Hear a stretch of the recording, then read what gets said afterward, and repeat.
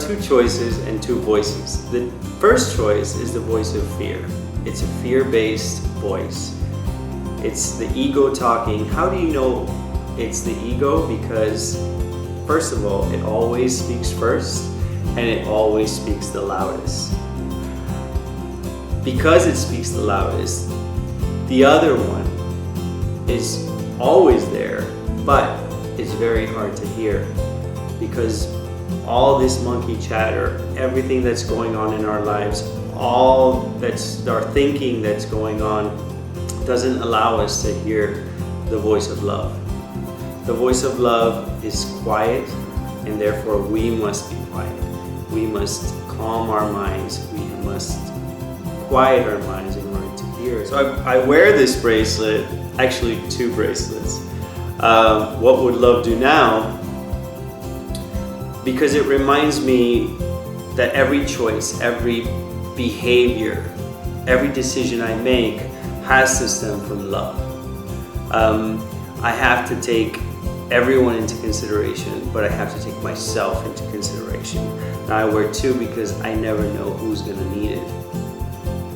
The question, what would love do now, brings me to the present, brings me to reality.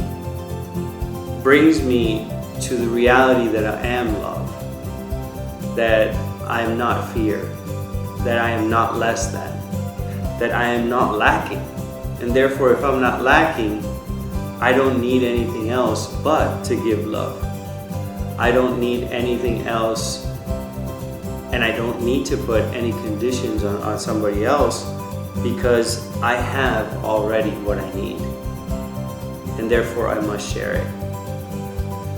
The other thing that what would love do now is makes you realize that we have to connect to a higher power.